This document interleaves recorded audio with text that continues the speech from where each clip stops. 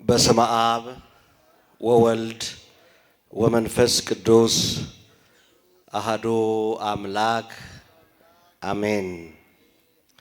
ስብሐት ለእግዚአብሔር በሰማያት ለዘአብጽሐነ እስከዛቲ ሰዓት። ክቡራን አበው ካህናት ወመነኮሳት በየማዕረጋችሁ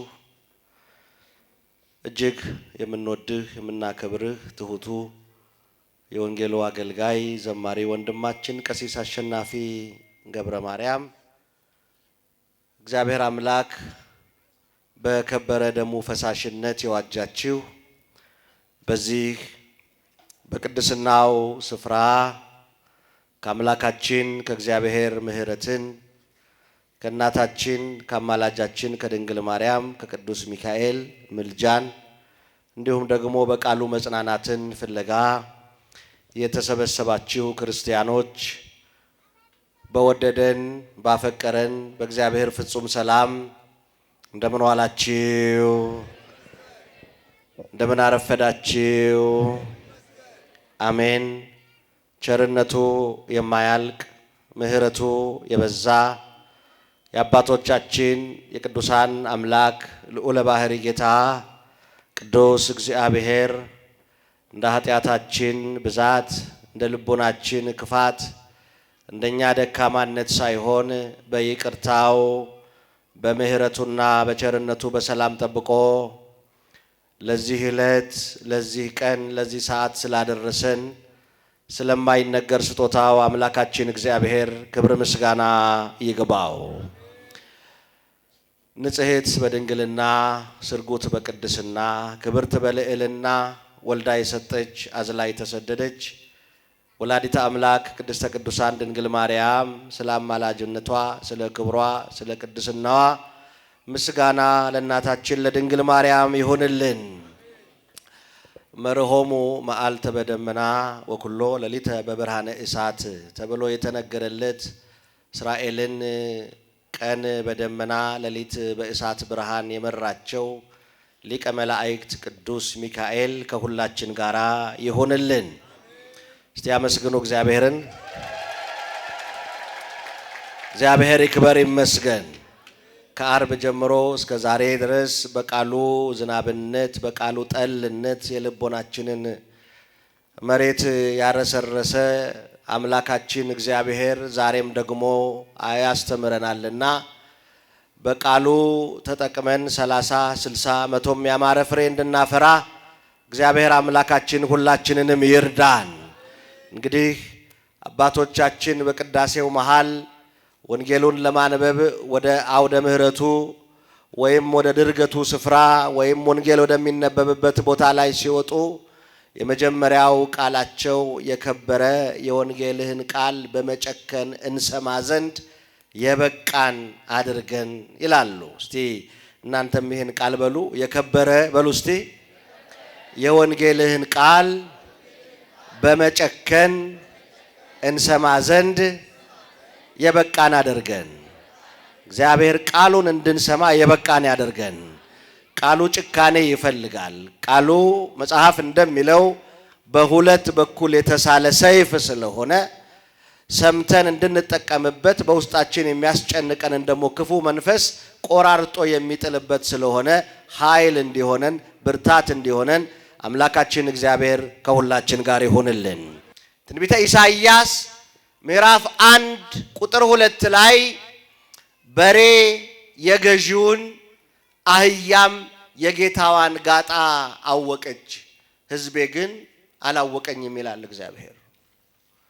በሬ የገዢውን አህያም የጌታዋን ጋጣ አውቃለች፣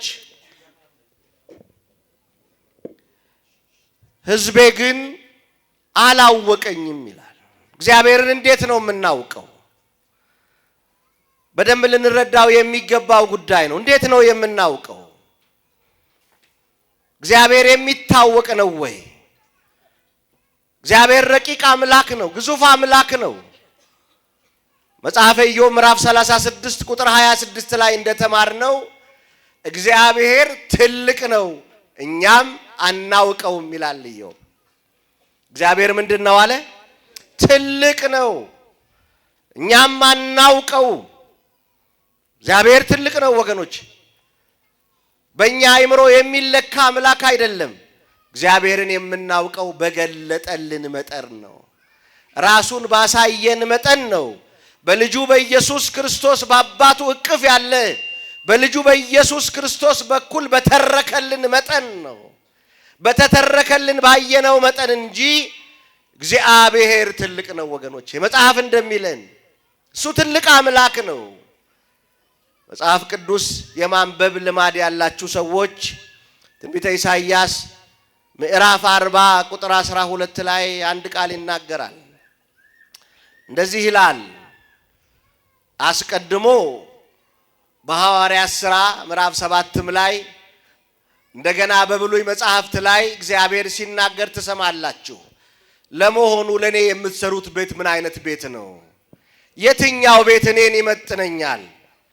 ሰማይ ዙፋኔ ነው፣ ምድርም የእግሬ መረገጫ ናት። ምን አይነት ቤት ለኔ ትሰራላችሁ? እግዚአብሔር ሰማይ ዙፋኑ ከሆነ ምድር የእግሩ መረገጫ ከሆነ ምን አይነት ቤት እንሰራለታለን? እሱ ታላቅ አምላክ ነው፣ የሚመረመር አምላክ አይደለም። ኢሳይያስ እንደነገረን ውሃዎችን በእፍኝ የሚለካ ይለናል። መልሱልኝ እስቲ፣ በምኑ የሚለካ አልኳችሁ? ይሄ ዓለም ላይ የምታዩት ውሃ ሁሉ መርከበኞች ከአንድ ሀገር ወደ አንድ ሀገር ሲሄዱ ዓመታት የሚፈጁበት ወንዝ ሁሉ፣ ውሃ ሁሉ፣ ባህር ሁሉ፣ ሐይቅ ሁሉ እግዚአብሔር በእፍኙ የሰፈረው ነው። ክብር ምስጋና ለስም አጠራሩ ይሁንለት። ተራሮችን በስንዝር የሚለካ ነው ይላል። ተመልከቱ። ውሃዎችን በእፍኝ የሰፈረ እፍኝ የማትሞላ ይሄ ግዙፍ የሆነውን የምታዩትን ተራራ በስንዝር የለካ ማን ነው? እርሱ ማን ይባላል? እሱ አመስግኑት እግዚአብሔርን። እሱ እግዚአብሔር ይባላል። አንዳንዴ እኮ እግዚአብሔር ምን አይነት ቤት ትሰሩልኛላችሁ ብሎ ተናግሮ በምድር ላይ እንዴት አይነት ቤት ትሰሩልኛላችሁ? በኪሩቤል ጀርባ ላይ ዙፋኑን ያደረገ መድኃኔዓለም፣ በኪሩቤል ጀርባ በእሳታውያን ኪሩቤል ጀርባ ላይ ዙፋኑን ያደረገ ሰማይ ዙፋኑ የሆነ ጌታ ለሱ ምን አይነት ቤት ይስማማዋል? አንዳንዴ ወገኖቼ የድንግል ማርያም ክብር የሚገባን ይህን መጽሐፍ ስናነብ ነው። የሷ ነገር ድንቅ የሚሆንብን መጽሐፍ ቅዱስን መርምረን ስንረዳ ነው። እግዚአብሔር ቤት አትሰሩልኝም፣ ለኔ መቀመጫዬ ሰማይ ነው፣ የቆምኩበት ምድር ነው። ስለዚህ ምድር እንኳን አይበቃኝም ሰማይም አይበቃኝም ያለ ጌታ በአጭር ቁመት በጠባብ ደረት ተወስኖ በድንግል ማርያም ማህፀን ማደሩ አይገርሙም ወገኖቼ? ወላዲተ አምላክ ድንግል ማርያም ምስጋና ለሷ ይሆንላት።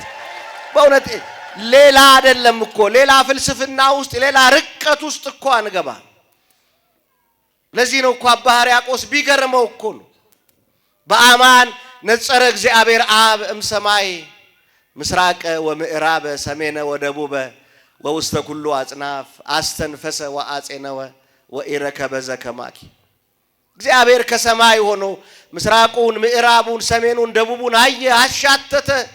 እንዳንቺ ያለ አላገኘም አላት። ወገኖች ይደንቃል እኮ መላእክት እንኳን ፊት ለፊት አይተውት የማያውቁት እሳታዊውን ጌታ ድንግል ሆይ እሳተ መለኮት በሆድሽ ባደረ ጊዜ ላዩ እሳት ውስጡ እሳት ልብሱ እሳት ስለምን አላቃጠለሽ? ሰባቱስ የእሳት መጋረጃ በሆድሽ ወዴት ተዘጋጀ? ይሄ ሰፊው ጌታ ሰማይ ዙፋኔ ምድር የእግሬ መረገጫ ነው ያለ ጌታ በማህፀንሽ ሲያድር ስፋት ከጥበት ጋር እንደምን ያለ ነው? እናትነት ከገረድነት ጋር እንደምን ያለ ነው? ይህንን ባሰብኩ ጊዜ ህሊናዬ በንፋስ ትከሻ ተጭኖ ከምስራቅ ወደ ምዕራብ ከሰሜን ወደ ደቡብ ሊዋኝ ይወዳል አለ አባ ሕርያቆስ። ወገኖቼ እግዚአብሔር ምንድነው? ታላቅ ነው። ክብር ምስጋና ለስም አጠራሩ ይሁንለት። ይሄን ጌታ በገባን ልክ እንኳን መናገር አንችልም። እግዚአብሔርን ማወቅ የአንድ ክርስቲያን መሰረታዊ ነገር ነው። ዛሬ ቲክቶከሩ፣ ዛሬ የፌስቡክ ባለሙያው ምናልባት የሸመደደውን ያነበበውን ስለ ምስጢረ ሥላሴ ስለ ኢየሱስ ክርስቶስ ሊናገር ይችላል። ዕውቀት ነው ወገኖች። መጽሐፍትን አንብቦ ስለ ሥላሴ ማስተማር መናገር ዕውቀት ነው። እግዚአብሔር እረኛዬ ነው ብሎ ጥቅሱን መሸምደድና እረኛውን ማወቅ ይለያያል። እረኛውን እንድናውቅ መድኃኔዓለም ቅዱስ መንፈሱን በውስጣችን ያኖርልን። እረኛውን ማወቅ፣ እግዚአብሔርን ማወቅ። እግዚአብሔርን የማታውቅ ነፍስ አታርፍም። ክርስቲያኖች፣ እግዚአብሔርን የማታውቅ ነፍስ እንባዋ አይደርቅም። እግዚአብሔርን የማያውቅ ሰው ካቀረቀረበት ቀና ማለት አይችልም። እግዚአብሔርን የማያውቅ ክርስቲያን ቀቢጸ ተስፋ ውስጥ ያለ ነው፣ ጨለማ ውስጥ ያለ ነው። ለዚህ ነው በመዝሙር 45 ቁጥር 10 ላይ እረፉ እኔም አምላክ እንደሆንኩ እወቁ አለ እግዚአብሔር። እግዚአብሔር ሁላችንንም ያሳርፈን። እግዚአብሔርን በማወቅ ውስጥ ነው እረፍት። እግዚአብሔርን ሳያውቁ እረፍት የለም። ስለዚህ የክርስቲያን መሰረታዊው ነገር እግዚአብሔርን ማወቅ ነው ወገኖቼ። እግዚአብሔርን ማወቅ ነው።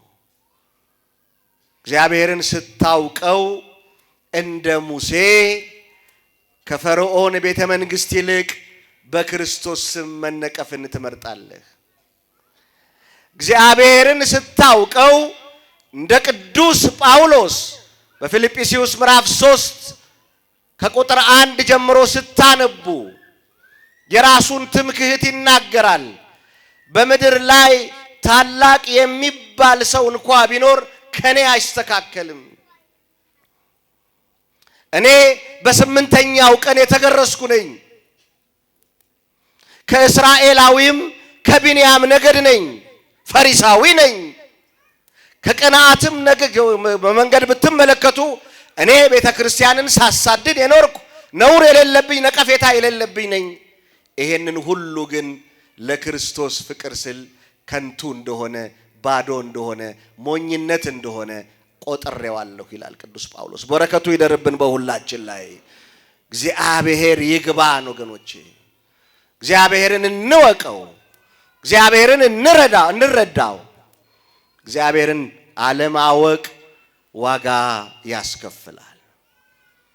ለዚህ ነው ቅዱስ ጳውሎስ የጌታ ፈቃድ ምን እንደሆነ እወቁ እንጂ ሞኞች አትሁኑ፣ እግዚአብሔርን እወቁት፣ እግዚአብሔርን ተረዱት ብሎ የተናገረው ለዚህ ነው። ሁለት እህትማማቾች አሉ መጽሐፍ ቅዱስ ላይ። አንዷ ስለ እግዚአብሔር ታውቃለች፣ አንዷ ስለ እግዚአብሔርን ታውቀዋለች። አንዷ ስለ ኢየሱስ ታውቃለች፣ አንዷ ኢየሱስን ታውቀዋለች። ማርያምና ማርታ ይባላሉ። የሕይወት እንጀራ ወደ ቤቷ ገብቶ ቁጭ ብሎ ሽሮ ልትሰራ ወደ ኩሽና ትሄዳለች። ስለ እግዚአብሔር የምታውቀዋ ማርታ። እግዚአብሔርን የምታውቀዋ ማርያም ግን የሕይወት እንጀራን ከእግሩ ስር ቁጭ ብላ ትበላለች፣ ትጠጣለች። እግዚአብሔር እንደ ማርያም እንዲያደርገን ቅዱስ ፈቃዱ ይሁንልን ወገኖቼ፣ እሱን እንድናውቀው። ለዚህ ነው እኮ እንደው በከንቱ ትደክም ያለሽ እንጂ የሚበቃው ጥቂት ነው ብሏት፣ ማርያምስ የማይቀሟትን በጎ ዕድል መርጣለች ከሷም አይወሰድባትም ያላት ለዚህ ነው ወገኖቼ። የማይወሰድ ነገር የለም በዚህ ዓለም ላይ። የማይወስዱብን በጎ ዕድላችን የድንግል ማርያም ልጅ ኢየሱስ ክርስቶስ ነው። ክብር ምስጋና ለስም አጠራሩ ይሁንለት። እግዚአብሔርን እንድናውቅ መድኃኔዓለም ሁላችንንም ይርዳን። ሁለተኛው እንደነገርኳችሁ ፈቃዱን ማወቅ ነው። መቼም እዚህ ምድር ላይ ሽርፍራፊ ሰከንድ እንኳን ያለ እግዚአብሔርን ፈቃድ መኖር ይቻላል ወገኖች? ይቻላል? አይቻልም። እያንዳንዷ ሰከንድ፣ እያንዳንዷ ደቂቃ፣ እያንዳንዷ ሰዓትና ቀን በማን ፈቃድ ናት ያለችው? በእግዚአብሔር ፈቃድ ናት። ጠቢቡ ሶሎሞን የተናገረው መጽሐፈ መክብብ ምዕራፍ 2 ቁጥር 25 ላይ ያለ ጌታ ፈቃድ የበላ ደስ ብሎትስ ተድላን የቀመሰ ማን ነው ይለናል። ያለ እርሱ ፈቃድ የበላ ማን ነው? ደስ ብሎትስ የኖረ ተድላን የቀመሰ ሰው ማን ነው? ያለ ጌታ ፈቃድ ቁጭ ብለን መነሳት አንችልም። ያለ ጌታ ፈቃድ ወጥተን መግባት አንችልም። ያለ ጌታ ፈቃድ አንቀላፍተን መንቃት አንችልም። ሁሉ በማን ፈቃድ ነው? በማን ፈቃድ ነው? ስንጸልይ አባታችን ሆይ በሰማይ የምትኖር ስምህ ይቀደስ፣ መንግስትህ ትምጣ፣ ፈቃድህ በሰማይ እንደሆነች እንዲሁም በምድር ትሁን። ወገኖች በደንብ ወቁ። እግዚአብሔርን ካወቅን በኋላ ፈቃዱን ማወቅ ግድ ይለናል። ከመ እንግር ፈቃደከ መከርኩ አምላኬ ወሕግከኒ በማእከለ ከርሴ አለ ቅዱስ ጳውሎስ። አቤቱ መዝሙር 40 ቁጥር 8 ላይ ፈቃድህን አደርግ ዘንድ ወደድኩ፣ ሕግህም ዘወትር በልቤ ነው አለ።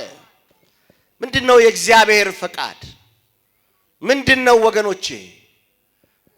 እግዚአብሔር ቃል ሲነግረን ቅዱስ ዮሐንስ በአንደኛ ዮሐንስ መልእክቱ ምዕራፍ 2 ቁጥር 7 ላይ ዓለሙም ምኞቱም ያልፋሉ የጌታውን ፈቃድ የሚያደርግ ግን ለዘለዓለም ይኖራል ይላል። ተመልከቱ።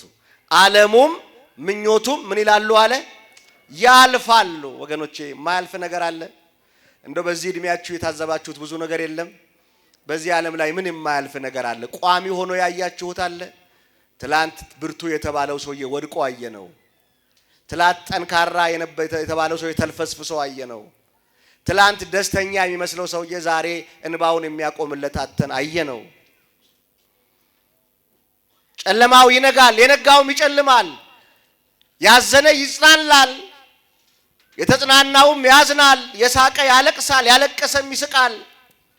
ውበት ይጠወልጋል፣ ሀብት ይጠፋል። ሁሉ ያልፋል ወገኖች፣ ያልፋል። በሚያልፍ ጊዜ የማያልፍ ጠባሳ ጥለን እንዳንሄድ እግዚአብሔር ሁላችንንም ይርዳን። ያልፋል ወገኖች፣ ሁሉ ያልፋል። ክርስቲያን የተባለ የሚመጣበትን መከራ ሁሉ ባንተ ሁሉን አልፈዋለሁ ብሎ ሊናገር ይገባል። ያልፋል። ትንቢተ ኢሳይያስ ምዕራፍ 51 ቁጥር 6 ላይ ቀና ብላችሁ ወደ ሰማይ ተመልከቱ አለ ኢሳይያስ።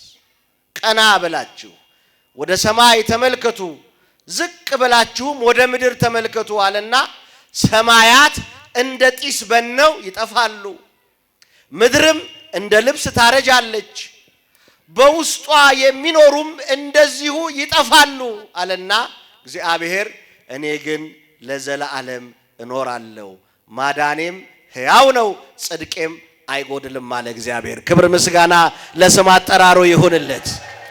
እኔ ግን ለዘላለም እኖራለሁ፣ ማዳኔም አይጎድልም፣ ጽድቄም አይጎድልም። ለዘላለም የሚኖር ማን ብቻ ነው ወገኖቼ? እግዚአብሔር ብቻ ነው። ሁሉ ያልፋል፣ ሁሉ ይጠፋል። የጌታውን ፈቃድ የሚያደርግ ብቻ በሕይወት ይኖራል ይላል። ምንድነው የጌታ ፈቃድ?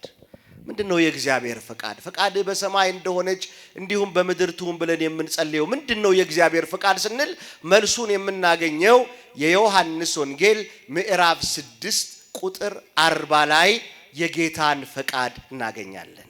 እንዲህ ይላል፣ ወደ ልጁም ተመልክቶ በልጁ የሚያምን የዘላለም ሕይወት እንዲኖረው የአባቴ ፈቃድ ይህች ናት አለ። እስቲ ሁላችሁም ይሄን ቃል ተናገሩ። በልጁ የሚያምን በሉ እስቲ የዘላለም ሕይወት እንዲኖረው የአባቴ ፈቃድ ይህች ናት። ክብር ምስጋና ለአምላካችን ለእግዚአብሔር ይሁን። ልጁ የተባለው ማን ነው? ማን ነው ወገኖቼ? ተናገሩ። ልጁ የተባለው ማን ነው? ኢየሱስ ክርስቶስ ነው። መልሱልኝ ባስተካከላችሁ። ልጁ የተባለው ማን ነው? ኢየሱስ ክርስቶስ ነው። የዓለም ሁሉ መድኃኒት፣ የዓለም ሁሉ ቤዛ፣ ነፍሱን ስለ በጎቹ አሳልፎ የሰጠ መልካም እረኛ፣ ስለኛ የታረደ ስለኛ የተሰዋ ዘዚአነ ሞተ ነሳ ወእንቲአሁ ሕይወተ ወሃበነ ሞታችንን ሞቶ ሕይወትን የሰጠን እሱ አብ በሰማይ ሆኖ የመሰከረለት በልጁ የሚያምን የዘላለም ሕይወት እንዲኖረው የአባቴ ፈቃድ ይህች ናት አለ። በኢየሱስ ክርስቶስ የሚያምን ምን ብለን የምናምን? አማላጅ ነው ተማላጅ ነው ብለው ተናገሩ። ምን ብለን የምናምን? ኢየሱስ ክርስቶስ ምንድነው ብለን? ተማላጅ ነው ብለን። ኢየሱስ ክርስቶስ ፈራጅ ነው ብለን። ኢየሱስ ክርስቶስ ከአብና ከመንፈስ ቅዱስ ጋር ትክክል ነው ብለን። ምን ብለን? ኢየሱስ ክርስቶስ የተወለደ እንጂ ያልተፈጠረ በባህሪው ከአብ ጋር የሚስተካከል ሁሉ በእርሱ የሆነ በሰማይ ካለው በምድር ካለው ያለ እርሱ ምንም ምን የሆነ የለም ብለን የምናምነው ኢየሱስ ክርስቶስን ልጁን ምን ብለን እናምነዋለን? ቅዱስ አባ ሕርያቆስ እንደተናገረ አብ ጎህ ነው፣ ወልድ ጎህ ነው፣ መንፈስ ቅዱስም ጎህ ነው፣ በብርሃኑ ጸዳል ጨለማ የራቀበት አንድ የጠዋት ጎህ ነው ብለን እናምናለን። ክብር ምስጋና ለአምላካችን ለእግዚአብሔር ይሁን። ይሄ ነው የዘላለም ሕይወት ማግኘት ማለት። የአባቴ ፈቃድ የጌታ ፈቃድ ምን እንደሆነ አስተውሉ እንጂ ሞኞች አትሁኑ የተባለው ይሄ ነው። የእግዚአብሔር አብ ፈቃድ፣ የእግዚአብሔር መንፈስ ቅዱስ ፈቃድ በልጁ የሚያምኑ የዘላለም ሕይወት እንዲኖራቸው እንጂ እንዳይጠፉ የእግዚአብሔር ፈቃድ ይህች ናት ወገኖች። የዮሐንስ ወንጌል ምዕራፍ 6 ቁጥር 40 ላይ የእግዚአብሔር ፈቃድ ማለት በልጁ በኢየሱስ ክርስቶስ ማመን ብቻ ነው። ታስታውሱ እንደሆነ የማርቆስ ወንጌል ምዕራፍ 10 ቁጥር 17 ላይ አንድ ሰው ወደ ኢየሱስ ክርስቶስ ቀረበና እንዲህ አለው፣ መምህር ሆይ የዘላለም ሕይወት እንዳገኝ ምን ላድርግ ብሎ ጠየቀው ይላል። የሰማችሁ ይህ ነው። ምን ብሎ ጠየቀው? የምን ሕይወት እንዳገኝ? የዘላለም ሕይወት እንዳገኝ ምን ላድርግ ብሎ ጠየቀው። በጣም ደስ የሚል ጥያቄ ነው። በጣም ነፍስን የሚያረካ ጥያቄ ነው። ለትክክለኛው ምላሽ ለትክክለኛው መልስ ሰጪ የተጠየቀ ጥያቄ ነው። ጌታ ሆይ የዘላለም ሕይወትን እፈልጋለሁ አለ። ልቡ አይፈልግም፣ ግን ምላሱ ነው የሚፈልገው። ይሄ ሰውዬ ክርስቶስን ሊፈትነው ነው የተናገረው። ልቡ አምኖ አይደለም። አንዳንድ ሰዎች እንደዚህ ናቸው። ምላሳቸው ሌላ፣ ልባቸው ሌላ። ምላሳቸው ላይ ያለው ክርስትና ሌላ፣ ልባቸው ላይ የሚናገርባቸው ነገር ሌላ። ቤተ ክርስቲያን መጥተው ሲያስቀድሱ ሌላ፣ ውጭ ላይ ሌላ። እግዚአብሔር ከሁለት ማንነት ይጠብቃችሁ ወገኖቼ። አሁን አንቺን ብሎ ክርስቲያን ተብለን አናውቅም። አሁን አንቺ ቤተ ክርስቲያን እውነት ትመላለስ ያለሽ፣ አንተን ብሎ ቆራቢ፣ አንቺን ብሎ ቆራቢ ተብለን ተተችተን አናውቅም ወገኖች። ምክንያቱም ቤተ ክርስቲያን ስናይ መንፈሳውያን ነን፣ ውጭ ላይ ግን ከዓለማውያኑ በላይ እኛ ነን። እግዚአብሔር ልቦና ይስጠን ወገኖቼ። እንዲህ የምንባል ሰዎች እኮ አለ። ክርስትናስ እንዳንተ ከሆነ፣ መቁረብስ እንዳንቺ ከሆነ፣ ቤተ ክርስቲያን መሳለም እንዳንቺ ከሆነ፣ ገዳም ለገዳም መዞር እንዳንተ ከሆነ ቢቀር ይሻላል የተባልን ሰዎች እኮ አለን ወገኖች። ሁለት ማንነት ይዞ ነው የቀረበው ክርስቶስ ፊት። እንዲህ አይነት ሰዎች ምን ይላቸዋል ጠቢቡ ሰለሞን በምሳሌ 26 ቁጥር 23 ላይ ክፋት በልቡ ሳለ ፍቅርን የሚናገር ከንፈር በብር ዝገት እንደተለበጠ የሸክላ ዕቃ ነው ይላል። ክፋት በልቡ ሳለ ፍቅርን የሚናገር ከንፈር በብር ዝገት እንደተለበጠ የሸክላ ዕቃ ነው ይለዋል። እንግዲያውስ መምህር ስለምን ትለኛለህ አለው እግዚአብሔር ሁሉን አዋቂ ስለሆነ።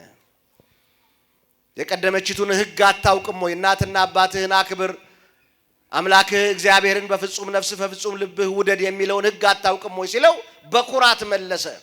አይ ይሄንንማ ከልጅነቴ ጀምሮ አደርገዋለሁ አለ። ከልጅነቴ ጀምሮ። እንግዲያውስ አንድ ነገር ቀረች ወገኖቼ። ከልጅነታችን ጀምሮ የተለማመርናቸው ነገሮች አሉ። ጸሎት መጸለይ፣ ሱባኤ መግባት፣ ማስቀደስ፣ ገዳም ለገዳም መዞር የለመድናቸው ሱባኤ መግባት፣ ሰዓታቱን ማህሌቱን አለማስታጎል ብዙዎቻችን የለመድናቸው ነገሮች ናቸው። ግን የበደልከውን ይቅር በል ሲባል እምቢ የሚል፣ ንስሐ ግባ ሲባል እምቢ የሚል፣ አስራቱን ለእግዚአብሔር ከ10 አንድ ስጥ ሲባል እጆቹ የሚሰስቱ ብዙ ሰዎች አሉ። እግዚአብሔር ተናገረ፣ ይሄን ታደርጋለህ? አዎ። አንድ ነገር ቀርተሃለች አለው። ስንት ነገር አለው? ስንት ነገር አለው? አንድ ነገር ቀርተሃለች። ያለህን ሁሉ ሽጠህ ለድሆች ስጥና መስቀሉን ተሸክመ ተከተለኝ አለው። ያን ጊዜ ጀርባውን ለእግዚአብሔር ሰጠ ይላል። ወገኖች ብዙዎቻችን እንደዚህ ነን። ክርስትና በጨረቃው ሰዓት፣ ክርስትና በፀሐዩ ሰዓት፣ ክርስትና በጭብጨባውና በደስታው ሰዓት ብቻ የሚመስለን፣ ሰይፉ ሲመጣ፣ መከራው ሲመጣ፣ ጥያቄው ሲመጣ ጀርባችንን የምንሰጥ ሰዎች ብዙ አለን። ወገኖቼ የዘላለም ሕይወት ሌሎች ሰዎች እንደሚሉት፣ ሌሎች የሃይማኖት ተቋማት እንደሚሉት አመንክ በቃ ትድናለህ ማለት አይደለም። በቤተ ክርስቲያናችን አስተምህሮ መዳን ማለት ይህ አይደለም። ኢየሱስ ጌታ ነው ብላ ስላመንክ ትድናለህ የሚለው አስተምህሮ ራሱ ኢየሱስ ክርስቶስ እንኳን የተናገረው አይደለም። በዮሐንስ መልእክት ምዕራፍ 15 ቁጥር 10 ላይ ስታነቡ እኔ የአባቴን ትእዛዝ እንደጠበቅኩ በፍቅሩም እንደኖርኩ እናንተም የአባቴን ትእዛዝ ብትጠብቁ በፍቅሩ ብትኖሩ ለዘላለም ሕይወት ይኖራችኋል ነው የሚለው እግዚአብሔር። የማንን ትእዛዝ ብትጠብቁ አለ? ተናገሩ። የማንን ትእዛዝ ብትጠብቁ? የእግዚአብሔርን ትእዛዝ ብትጠብቁ። ምንድነው የሚለው? የማቴዎስ ወንጌል ምዕራፍ 7 ቁጥር 21 ላይ በሰማይ ያለውን የአባቴን ፈቃድ የሚያደርግ እንጂ ጌታ ሆይ ጌታ ሆይ የሚለኝ ምን አይልም አለ? መንግስተ ሰማያት አይገባ። በሰማያት ያለውን የአባቴን ፈቃድ የሚያደርግ እንጂ ጌታ ሆይ የሚለኝ ወደ እግዚአብሔር መንግስት የሚገባ አይደለም አለ። ወገኖች እንዳትታለሉ፣ እንዳትሞኙ መጽሐፍ የሚነግረን ይሄ ነው። ያውም የእግዚአብሔርን ፈቃድ ያላደረገ ቅጣቱን ሁሉ ይነግረናል መጽሐፍ ቅዱስ ላይ። በደንብ አድርጉ። የሉቃስ ወንጌል ምዕራፍ 12 ቁጥር 17 ላይ ቤታችሁ ገብታችሁ ከአንድ ጀምሮ አንብቡ። እኔ ግን ጥቅሷን ብቻ ነግራችኋለሁ። እንደዚህ ይላል፣ የጌታውን ፈቃድ አውቆ ያልተዘጋጀ እንደ ፈቃዱም ያላደረገ ያ ሰው ይቀጣል ይላል። ተመልከቱ። የጌታውን ፈቃድ አውቆ ያልተዘጋጀ እንደ ፈቃዱም ያላደረገ ያ ሰው እጅጉን ይቀጣል ይላል። ስለዚህ መጽሐፍ እንደሚነግረን የዘላለም ሕይወት እንድናገኝ ስራ ይጠብቀናል። ነቢየ እግዚአብሔር ቅዱስ ዳዊት በመዝሙር 33 ቁጥር 12 ላይ ሕይወትን የሚፈልግ ሰው ማን ነው አለ። በጎውን ዘመን፣ በጎ ጊዜ፣ በጎ ዓመት እንዲመጣለት የሚፈልግ ሰው ማን ነው አለ። እስቲ ሁላችሁም አሜን በሉ። እግዚአብሔር በጎ ዘመን ያምጣልን። አልናፈቃችሁም? በጎ ዘመን አልናፈቃችሁም? ካህናት የማይታረዱበት በጎ ዘመን፣ ቤተ ክርስቲያን የማትቃጠልበት በጎ ዘመን፣ ክርስቲያኖች ተዋህዶ ልጆች በመሆናቸው ብቻ የማይሰደዱበት በጎ ዘመን፣ ደብረ ሊባኖስ ሄዳችሁ በነጻነት የምትሳለሙበት በጎ ዘመን አልናፈቃችሁም?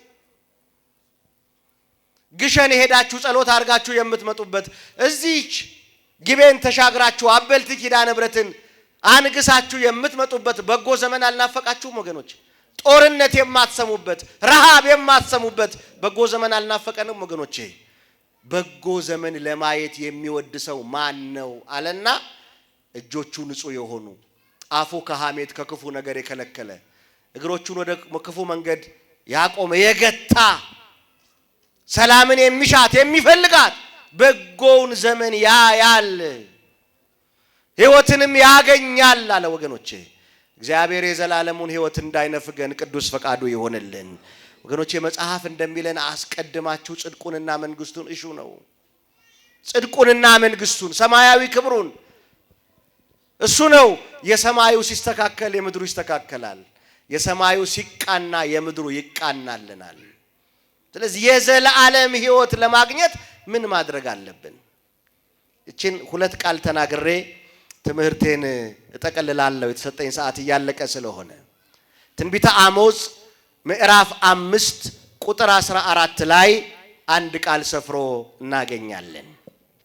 እንዲህ ይላል፣ በሕይወት ትኖሩ ዘንድ መልካሙን እንጂ ክፉውን አትፈልጉ። እስቲ ይሄን ቃል ሁላችሁም በሉ። በሕይወት በሉ እስቲ ትኖሩ ዘንድ መልካሙን እንጂ ክፉውን አትፈልጉ። ምን አትበሉ? በምን ለመኖር? በሕይወት ለመኖር። ተመልከቱ፣ የእግዚአብሔር ቃል የመዳን ቃል ነው። በሕይወት ትኖሩ ዘንድ መልካሙን እንጂ ክፉውን አትመኙ አለ። አሁን ስለ መልካሙ ምኞት መጽሐፍ ቅዱስ ላይ ከዘፍጥረት እስከ ራእይ ጥቅስ እናውጣ ብንል ከ300 በላይ ልናወጣ እንችላለን።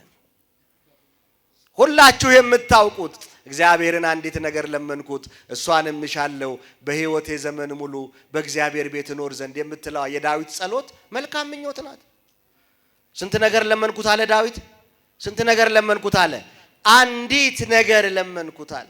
እግዚአብሔርን ባለስልጣኑ ዳዊት፣ ንጉሱ ዳዊት፣ ካህኑ ዳዊት፣ ነብዩ ዳዊት፣ እስራኤልን ለ40 ዘመን የገዛ ዳዊት፣ 127 ሀገር የሚያስተዳድረው ዳዊት ይሄን ሁሉ ተወና እግዚአብሔርን አንዲት ነገር ለምነዋለሁ እሷንም እመኛለሁ አለና በሕይወቴ ዘመን ሙሉ በማን ቤት እኖር ዘንድ አለ?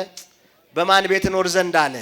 በእግዚአብሔር ቤት እኖር ዘንድ አለ። ወገኖች እግዚአብሔር ፍጻሜያችንን በቤቱ ያደርግልን። ዘምረን እንደጀመርን ዘምረን እንድንጨርስ እግዚአብሔር ይርዳን። ጸልየን እንደጀመርን ጸልየን እንድንጨርስ እግዚአብሔር ይርዳን። ቆርበን እንደጀመርን ቆርበን እንድንጨርስ ማን ይርዳን? ወገኖቼ ብዙዎች በመዝሙር ጀምረው በዘፈን ጨርሰዋል። በቁርባን ጀምረው በጫት መቃም ጨርሰዋል። በጸሎት ጀምረው በሐሜት ጨርሰዋል። በመስጠት ጀምረው በመቀማት ጨርሰዋል። ፍጻሜያችን በቤቱ እንዲሆን እግዚአብሔር ሆይ አንዲት ነገር ካንተ እመኛለሁ በሕይወቴ ዘመን ሙሉ በአንተ ቤት እኖር ዘንድ ብላችሁ ጸልዩ ወገኖቼ። ይገርመኛል። እዚህ ላፍቶ ሚካኤል የሚባል አለ አዲስ አበባ ላይና የዛሬ 2 ወር አካባቢ በዚያች ቤተክርስቲያን ተገኝቼ ከዚህ በፊት የተፈጸመውን ነገር ነው የተናገርኩት። በጣም ገርሞኛል እና ተመሳሳይ ነገር አይቼ እዛ ቤተክርስቲያን ላይ በጣም ተደንቄያለሁኝ። እንደው ይሄንን የዳዊትን ጸሎት የሚመስል ነው። ሴትየዋ አዛውንት ናቸውና የልጅ ልጃቸውን አስከትለው ለሊት 11 ሰዓት ቤተክርስቲያን ተገኝተው ኪዳን አድርሰው ቅዳሴ አስቀድሰው በጣም ነጭ በነጫቸውን ለብሰው ቅዳሴው ሲጠናቀቅ ስጋው ደሙን ተቀብለው ጸበሉን ጠጥተው ቁጭ ብለዋልና ልጃቸው ሕፃኗ ልጅ አጠገባቸው ተቀምጣለች አብራቸው ቆርባ እና ጉባኤ ተዘርግቷል። ላገለግል ሄጃለሁኝ እኔ እዛ ደብረ ላይ እና በጠዋት ነው እና ሄድኩት። ቁጭ ብዬ ላገለግል ስል ግርግር አየሁ እና ዞር ሲባል ሴትየዋ ስጋውን ተቀብለው ደሙን ጠጥተው ቆርበው ጸበሉን ጠጥተው ቁጭ እንዳሉ እግዚአብሔር ወስዷቸው። እግዚአብሔር ፍጻሜያችንን እንደዚህ ያድርግልን ወገኖቼ። ስንቱ ገደል ላይ ወድቆ አገኘን ሰክሮ። አሟሟታችንን እግዚአብሔር ያሳምርልን ወገኖቼ። እግዚአብሔር ለአብርሃም እንደተናገረው ዘፍጥረት 15 ቁጥር 15 ላይ አንተ ግን ወደ አባቶች በሰላም ትሄዳለህ በመልካም ሽምግልና ትቀበራለህ እንዳለው ወደ አባቶች በሰላም ትሄዳለህ በመልካም ሽምግልና ትቀበራለህ ብሎ የምስራች እንደነገረው ለኛም ይሄን የምስራች እንዲነግረን እግዚአብሔር ይርዳን ወገኖቼ። መልካሙ ምኞት ብዙ ነው። ለመሆኑ የክፉ ምኞት ምንጮች ምንድናቸው? 2 ጥቅሶችን ተናግሬ 2 ነገሮችን ተናግሬ ጨርሳለሁ። የክፉ ምኞት ምንጮች የምንጠነቀቅባቸው ልንጠነቀቅባቸው የሚገባ የክፉ ምኞት ምንጮች ምንድናቸው? አንደኛው ስንፍና። እስቲ መልሱልኝ። ምንድነው አልኳችሁ? አይሰማም። በደንብ ተናገሩ። ምንድነው? የክፉ ምኞት ምንጭ አንደኛው ስንፍና ነው። ጠቢቡ ሰሎሞን በምሳሌ 21 ቁጥር 26 ላይ እንዲህ ይላል፣ ሰነፍን ምኞቱ ትገድለዋለች። ይሄ ለገበሬው ለኮትኳቹ ለጸሐፊው የተጻፈ አይደለም ወገኖቼ። ሰነፍ ያለው ራሳቸውን ከእግዚአብሔር ቃል ያሰነፉ ሰዎችን ነው። ብዙ ሰነፎች አለን ዛሬ። ከጾም የሰነፍን፣ ከጸሎት የሰነፍን፣ ከይቅርባይነት የሰነፍን፣ ቤተ ክርስቲያን ከመምጣት የሰነፍን ብዙ ስንፍና የተበተበን ሰዎች አለን። መጽሐፍ ቅዱስ የእግዚአብሔርን ቃል ሰምተው የማያደርጉትን ሰዎች ሰነፎች ይላቸዋል። የማቴዎስ ወንጌል ምዕራፍ 21 ቁጥር 31 ላይ በምሳሌ የተጠቀሰ ቃል አለ። እሱን ቤታችሁ ገብታችሁ እንድታነቡ እጠይቃለሁኝ። የማቴዎስ ወንጌል ምዕራፍ 7 ቁጥር 26 ላይ ቃሌን ሰምቶ የማያደርግ እስቲ መልሱልኝ። ቃሌን ሰምቶ ምን የማይል የማያደርግ ቤቱን በአሸዋ ላይ የሰራ ሰነፍ ሰውን ይመስላል አለ እግዚአብሔር።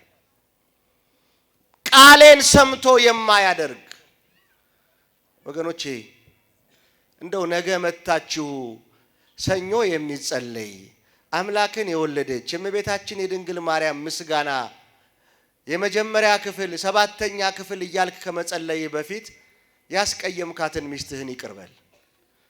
ያስቀየምሽውን ባለቤትሽን ይቅርበይ። የበደልከውን ወዳጅህን ይቅርበል። ይሄ የእግዚአብሔር ቃል ነው ወገኖች። ስንጸልይ ብንውል ግንባራችን እስኪያብጥ ጉልበታችን እስኪደማ ስንሰግድ ብንውል አይደለም እግዚአብሔር። ወዳጅህን ጥለኸው እግዚአብሔር እንዴት ይሰማሃል? ትዳርህን አበላሽተህ እግዚአብሔር እንዴት ይሰማሃል? ስም እግዚአብሔርን እየጠራህ እያጭበረበርክ እግዚአብሔር እንዴት ይሰማናል? ዘይቱ ላይ ቅቤው ላይ ጤፉ ላይ ባዕድ ነገር እየጨመርክ እግዚአብሔር እንዴት ይሰማሃል?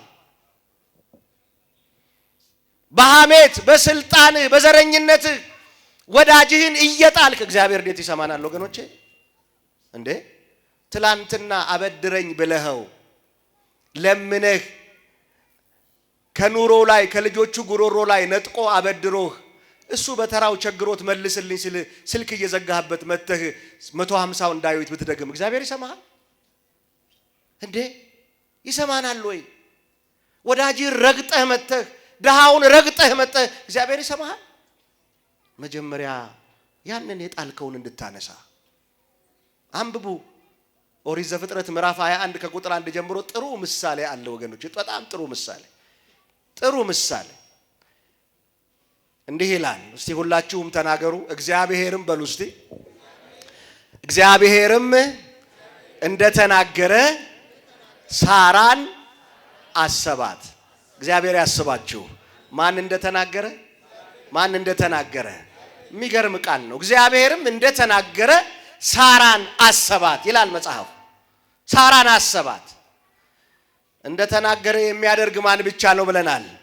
እግዚአብሔር ብቻ ነው። ትላንት ጠቅሰነዋል። እኔ እግዚአብሔር ነኝ እናገራለሁ፣ የምናገረውም ቃል ይፈጸማል፣ ደግሞም አይዘገይም ያለ እግዚአብሔር ነው። እንደተናገረ አደረገላት እና ልጅ ወለደች። የሚያየኝ ሁሉ ይሄን ሲመለከት ይስቃል ስትል የልጇን ስም ማን አለችው ይላል? ይስሐቅ ብላ ጠራችው። እኔ አሁን ለዚህ ልነግራችሁ ይሄን ጉዳይ ልነግራችሁ አይደለም። ብቻ ይላል ይስሐቅ ጡት መጠባት ባቆመ ጊዜ ድግስ ደገሱ አብርሃምና ሳራ። እየሰማችሁኝ ነው? ድግስ ደገሱ አብርሃም፣ ሳራ። ይስሐቅ ጡት መጠባት ሲያቆም ድግስ ደገሱ እና ሰው ልክ እንደናንተ ተሰብስቦ ይበላል ይጠጣል። በዚህ ሰዓት ሳራ ቁጭ ብላ አንድ ነገር ትታዘባለች፣ አንድ ነገር ታያለች። እስማኤልና ይስሐቅ ሲጣሉ፣ እስማኤልም ይስሐቅን ሲጥለው፣ ይስሐቅ ሲያለቅስ፣ እስማኤል ሲስቅ ሳራ አየች ይላል። አብርሃምን ቀስ ብላ በጥቅሻ ጠራችውና ይሄን ሕፃን ከእናቱ ጋር ከዚህ ቤት አባርልኝ አለችው ይላል። አስወጣልኝ። ከዛሬ ጀምሮ ከኔ ልጅ ጋር እነዚህ ሰዎች ይኖሩ ዘንድ አይችሉም። እሺ አለ። አብርሃም የአጋርን ትእዛዝ ተቀበለና ሕፃኑን ጀርባዋ ላይ ያደረገና በአገልግል ፍትፍት በኮዳ ውሃ አድርጎ ሰጣትና እግዚአብሔር ወደሚመራሽ ሂጂ ብሎ አባረራት። ወጣች እና እየተጓዙ ሲርባቸው ከአገልግሉ ፍትፍት ከኮዳ ውሃ እየጠጡ ረጅም መንገድ ተጓዙ ይላል።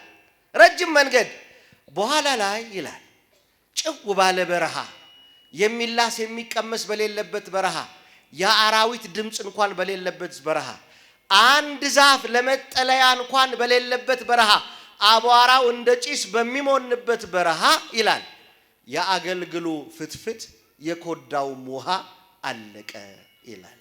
ወገኖቼ የሰው ስጦታ ያልቃል፣ የማን አያልቅም ወገኖቼ። ክብር ምስጋና ለስም አጠራሩ ይሆንለት። አቤት የሱ አያልቅም ወገኖቼ። እስቲ መልሱልኝ፣ ጤናችሁ ዋጋው ስንት ነው? እንቅልፋችሁ ዋጋው ስንት ነው? እቺ የምትሞቋት ፀሐይ የምትተነፍሷት አየር ዋጋው ስንት ነው ወገኖቼ? ቁጭ ብላችሁ መነሳታችሁ ዋጋው ስንት ነው ወገኖቼ? ይተመናል እንዴ ወገኖቼ? ይሄን ሁሉ ያለ ዋጋ በነፃ የሰጠን ማን ነው? ስሙ ይክበር ይመስገንልን እግዚአብሔር ነው። ናለቀ ሕፃኑ የእናቱን ጀርባ እየዋጠጠ የሚበላ ስጭኝ አላት፣ የሚጠጣ ስጭኝ አላት። ከየት ታምጣ? ጨነቃት። ብታባብለው አልሆነም። ግራ ሲገባት ሕፃኑ አይኔ ያየ ጀርባዬ ላይ ከሚሞት ብላ ሕፃኑን አነሳችና ጣለችው ይላል። ከዚያ ሮጠች ትሮጥና ትቆማለች። ድምጹን ስትሰማ አሁንም ትሮጣለች፣ ትሮጣለች። መጨረሻ ላይ ድምጹ ሲርቃት አቧራ ላይ ክብልል አለችና ወደ እግዚአብሔር ጮኸች። ወገኖች ጩሁ፣ ወደ እግዚአብሔር ጩሁ። ጩኸታችሁ አይቋረጥ፣ ልመናችሁ አይቋረጥ፣ እንባችሁ አይቋረጥ፣ ጸሎታችሁ አይቋረጥ። ምክንያቱም የሚሰማን በሰማይ አለ። ክብር ምስጋና ለስም አጠራሩ ይሁንለት። በሰማይ አለ። ጩኸታችን የተቋረጠ ቀን ግን ችግሩኛ ጋር ይመጣል። ሁል ጊዜ ከመጮሄ የተነሳ ዝም ባልኩኝ ጊዜ አጥንቶቼ ተበላሹ አለ ዳዊት መዝሙር 31 ቁጥር 3 ላይ። ሁል ጊዜ ከመጮሄ የተነሳ ዝም ባልኩኝ ጊዜ አጥንቶቼ ተበላሹ አለ። ክብልል ብላ አለቀሰች። እግዚአብሔር በበረሃ ድምጹን አሰማትና እንዲህ አላት፣ አጋር ሆይ አታልቅሺ አላት። እኔና እናንተንም አታልቅሱ ይበለን መድኃኔዓለም። እንባችሁ ይበቃል ይበለን መድኃኔዓለም። ኢትዮጵያንም እንባሽ ይበቃል፣ ለቅሶሽ ይበቃል ይበላት እግዚአብሔር። አታልቅሺ አላትና እግዚአብሔር የሕፃኑን ጩኸት ሰምቷል አላት ይላል። እየሰማችሁ ነው? የማንን ጩኸት? አየችሁ፣ የሷን ጩኸት አይደለም። ለምን? እግዚአብሔር አምላከ ግፉአን ነው ወገኖች። እግዚአብሔር ከሚጥሉት ወገን ሆኖ አያውቅም፣ ከሚጣሉት ነው። እግዚአብሔር ከገፊዎች ሆኖ አያውቅም፣ ከተገፊዎች ነው። እግዚአብሔር እጁ የሚዘረጋው ለወደቁት ነው። እግዚአብሔር የሕፃኑን ጩኸት ሰምቷል አላትና አንቺንም እባርክሻለሁ፣ ልጅሽንም ትልቅ ሕዝብ አደርገዋለሁ፣ የምትጠሚውንም የተጠማሽውንም ውሃ እሰጥሻለሁ፣ አንቺም የልጅ ልጆችሽም ከዚያ ውሃ ይጠጣሉ አላትና መጀመሪያ ግን የጣልሽውን ሂጂና አንሺ አላት። የሰማችሁ ነው? ማንን ጥላለች? እግዚአብሔር ጸሎታችሁ እንዲሰማው ትፈልጋላችሁ? እንባችሁ እንዲታበስ ትፈልጋላችሁ? በዘረኝነት የጣላችሁትን አንሱ፣ በሐሜት የጣላችሁትን አንሱ፣ በምቀኝነት የጣላችሁትን አንሱ። በኃጢአት ምክንያት የጣልከውን ክርስትና አንሳ፣ መንፈሳዊነትህን አንሳ፣ ጸሎትህን አንሳ፣ ስነ ምግባርህን አንሳ። ይሄ እግዚአብሔር ትእዛዝ ነው። የጣልሽውን ሂጂና አንሺ አላት። ጥያቄሽ እንዲመለስ፣ እንባሽ እንዲታበስ፣ ትልቅ ሕዝብ እንድትሆኝ ከፈለግሽ መጀመሪያ ሂጂና የጣልሽውን አንሺ አላት። ሮጠች ይላል፣ ወደ ጣለችው ተመልሳ መጣች። ተመለሱ፣ ወደ ጣላችሁት ወገኖች ተመለሱ፣ እንመለስ። ሄዳ ልጇን በሞትና በሕይወት መካከል ያለውን ልጇን አፈፍ አድርጋ አነሳች። እግዚአብሔርም የልቦናዋን አይን አበራላት፣ ካጠገቧም ውሃ አፈለቀላት ይላል። ክብር ምስጋና ለአምላካችን ለእግዚአብሔር ይሁን። ዛሬ የዘላለም ሕይወት ውሃ ኢየሱስ ክርስቶስ ፈልቆልናል፣ አለን፣ ተሰጥቶናል። የዘላለም ሕይወት እንጠጣለን። መጀመሪያ ግን የጣልነውን እንድናነሳ እግዚአብሔር ይርዳን። ወስብሐት ለእግዚአብሔር አሜን።